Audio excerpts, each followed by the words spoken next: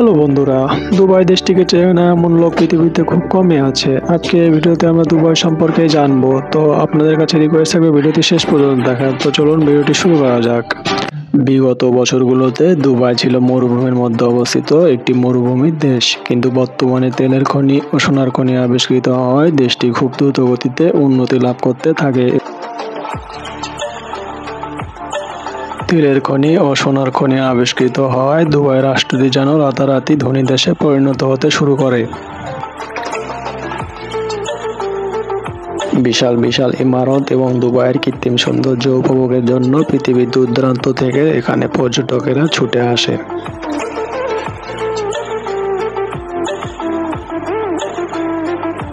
বেশ কয়েক বছর আগেও দুবাই দেশটি যেন ছিল একটি ধুধু মরুভূমির মধ্যে অবস্থিত একটি বিস্তীর্ণ দেশ, কিন্তু বর্তমানে দেশটি সৌন্দর্য দেশসমূহের তালিকায় অংশ নিয়ে বসেছে।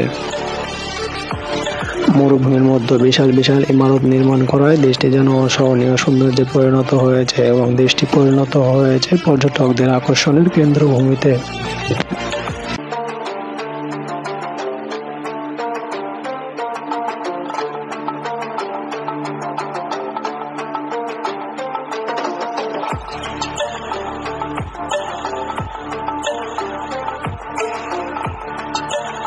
আকাশচুম্বী এসব ইমারত দেখলে মনে হয় যেন আকাশের মধ্যে ঢুকে রয়েছে। রাতের দুবাই যেন পরিণত হয় এক আলোকিত ঝকঝকে নগরীতে। বিশ্বের সুউচ্চ বিল্ডিংধারী দেশগুলোর মধ্যে খুঁজলে দুবাই যেন আগে সবার নজরে ভেসে ওঠে। দুবাইয়ের রাতের সৌন্দর্য এবং ঝকঝকে নগরী ও আলোকিত শহর যেন সব পর্যটকের মন কাড়ে অনায়াসেই। তাই পৃথিবীর বিভিন্ন প্রান্ত থেকে পর্যটকেরা এসব সৌন্দর্য উপভোগের জন্য ছুটে আসে দুবাই দেশটিতে।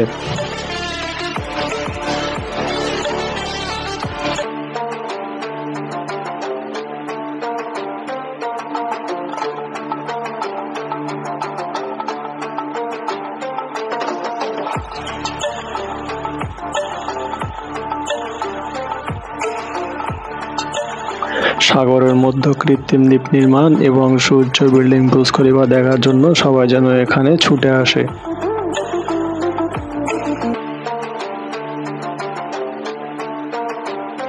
সব মিলিয়ে এই দেশে কিছুদিনের জন্য ঘুরতে যাওয়ার জন্য আপনাকে গুনতে হবে লাখ লাখ টাকা।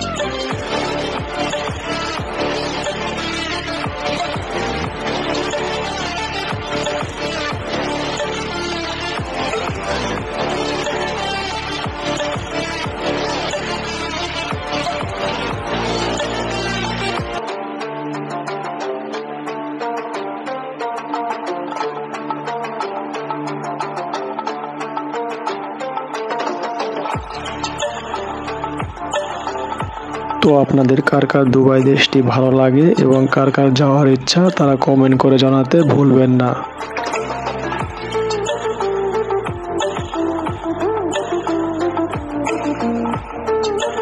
বন্ধুরা, ভিডিওটি যদি আপনার কাছে একটু ভালো লাগে এবং দুবাই সম্পর্কে যদি কিছু জ্ঞান অর্জিত হয় তাহলে আমাদের চ্যানেলটি অবশ্যই সাবস্ক্রাইব করে দেবেন। ধন্যবাদ।